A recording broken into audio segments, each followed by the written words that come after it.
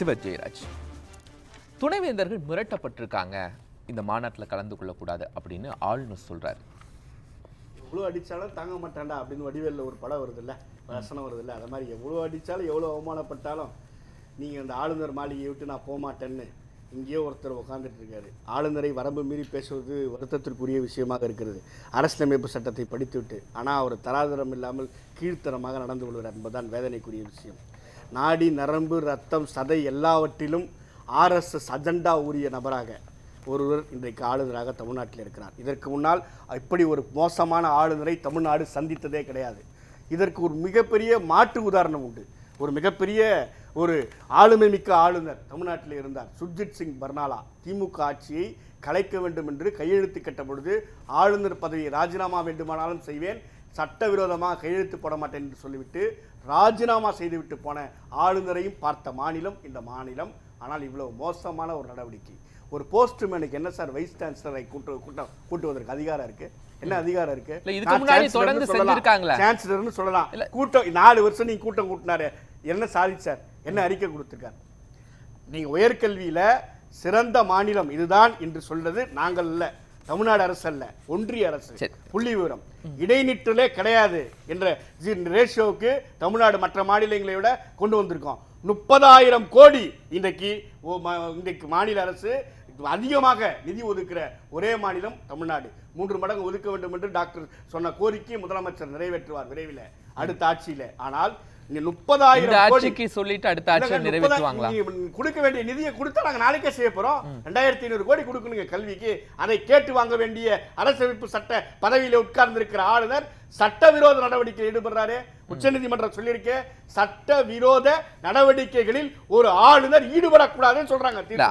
அதை மீறி செய்யறாருன்னா அப்ப அது என்ன நியாயம்?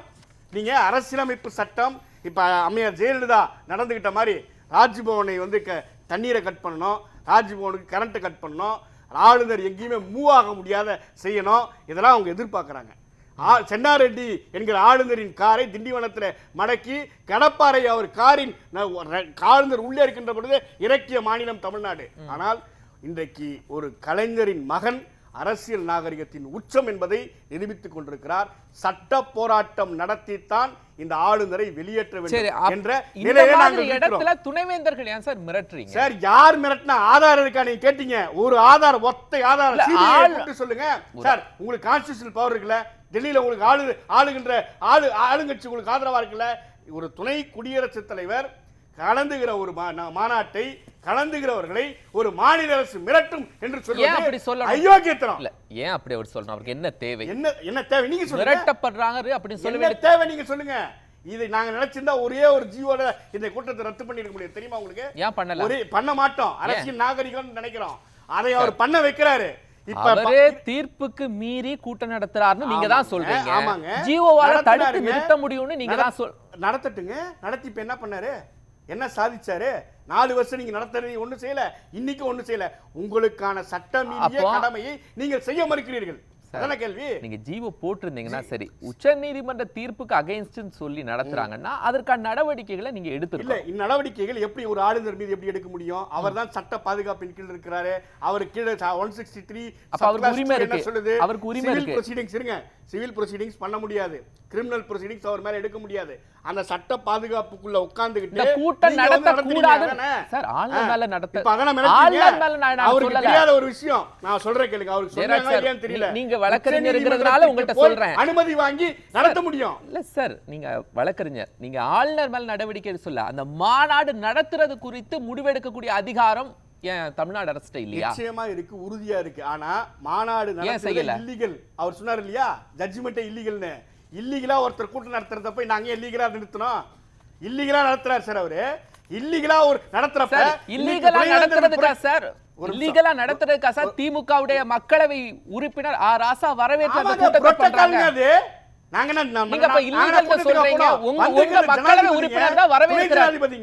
அவையினுடைய துணை ஜனாதிபதிங்க. நீங்க என்ன சொன்னீங்க? இல்லீகலான கூட்டத்துக்கு உங்க மக்களவையினுடைய உறுப்பினர் வரவேற்று அந்த கூட்டத்தை நடத்த. மக்களவை உறுப்பினர் இல்ல, தமிழ்நாடு அரசினுடைய சார்பில் வரவேற்றிருக்கார். அதை ஏன் கேளுங்க. புரோட்டோகால் வேற. நீங்க அப்ப ஜியோ லீகல் போட்டு தானே? புரோட்டோகால் வந்துருச்சுன்னா அது லீகல் தானே ஒரு சார்? நிமிஷம், ஜியோ போட்டு ஒரு இல்லீகல் கூட்டத்தை நீங்க தடை பண்ணணும்னு வச்சீங்க, நீங்க என்ன பண்ணுவீங்க? நீதிமன்றத்துல போயிட்டு நீங்க உங்களுக்கான பரிகாரத்தை தேடணும்னு சொல்லுவீங்க. நீதிமன்றத்துல போய் என்ன பண்ணுவீங்க? உங்களுக்கான வாதத்தை வைக்கிறேன்னு பழைய கேஸ் ரீஓபன் பண்ணுவீங்க. பழைய கேஸ்ல வந்து நீங்க வந்து குமார் சார் இப்ப சொன்னார் இல்லையா, அப்பீல் போகணும், அப்பீலே போக தேவையில்ல, ரிவ்யூ போகணும்னு சொல்லுவாங்க அடுத்து. ஆக எந்த சட்டப்பூர்வமான நடவடிக்கைகளுக்கும் இவர்கள் அநீதியாக செயல்பட்டு விடக்கூடாது என்பதற்காக இந்த இல்லீகல் மாநாட்டை முதலமைச்சர் இன்றைக்கு அமைதியாக அரசு பாதுகாப்போடு ஆமாங்க, எங்க வரிப்பணத்தை உங்க வரிப்பணத்தை நடத்தினாருங்க, ஒரு இல்லீகல் மாநாட்டை நடத்தினாருங்க. நீங்க என்ன பண்ண சொல்றீங்க? அவர் ஒரு முறை சொன்னதுக்கு நீங்க தப்பு சொன்னீங்க, பல முறை சொல்றீங்க சார். அவரே இல்லீகல் பர்சன் தாங்க, அவர் எக்ஸ்டென்ஷனே கிடையாது. இது தவறு இல்லையா சார்? இது தவறு இல்லையா சார்? எக்ஸ்டென்ஷனே கிடையாது. அவர் கவர்னருக்கு எக்ஸ்டென்ஷன் இருக்கா? Pleasure of the president. இருக்கா?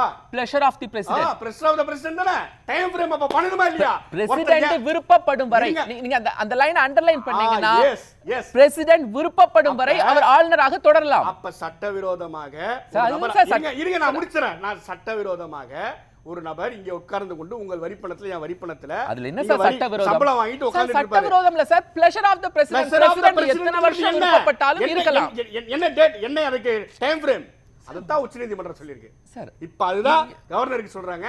உச்சநீதிமன்றம் pleasure of the president அப்படிங்கிறதுக்கு கேள்வி எழுப்பி இருக்காங்க. இருங்க, நான் சொல்ல வர்றது என்னன்னா, அதுதான் இதை இப்படிப்பட்ட சட்டவிரோத நடவடிக்கைகளில் இவர்கள் ஈடுபடுவதால் தான் அப்படி ஒரு நிலைமையை இன்னைக்கு ஆளுநருக்கு கெடு வைத்திருக்கிறார்கள். நான் கேட்கிறேன், நீங்க எந்த அடிப்படையில் ஏஇஎஸ்ஆர் ரிப்போர்ட் படி இங்க வந்து சரியில்லைன்னு சொல்றாரு?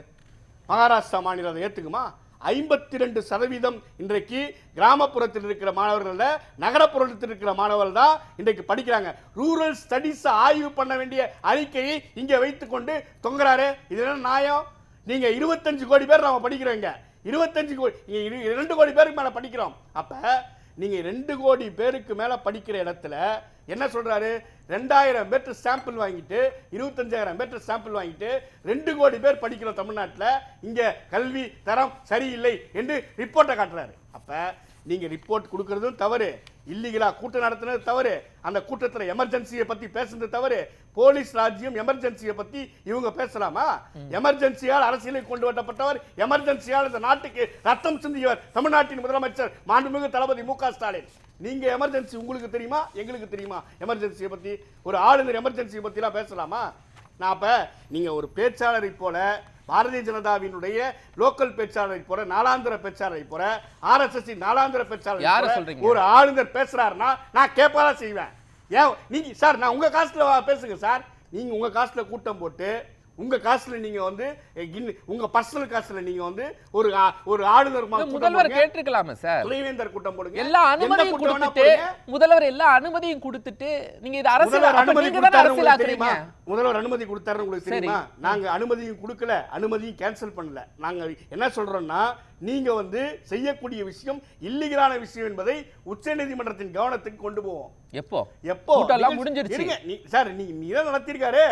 ஆளுநருக்கு எப்படி டைம் ஃப்ரேம் கொண்டு வந்து மாநில உரிமை பாதுகாவலர் என்ற பட்டத்தை பெற்றிருக்கிறாரோ முதல்வர், ஆளுநரையும் வெளியேற்றக்கூடிய உரிமையை பெறுவோம். இன்னும் கூட சொல்ற ஒரு படி மேல போய் ஆளுநர் மீது வழக்கு பதிவு செய்யக்கூடிய ஆர்டரையும் வாங்குவோம் உச்சநீதிமன்றத்தில். பாருங்க நடக்குதா இல்லையான்னு பாருங்க.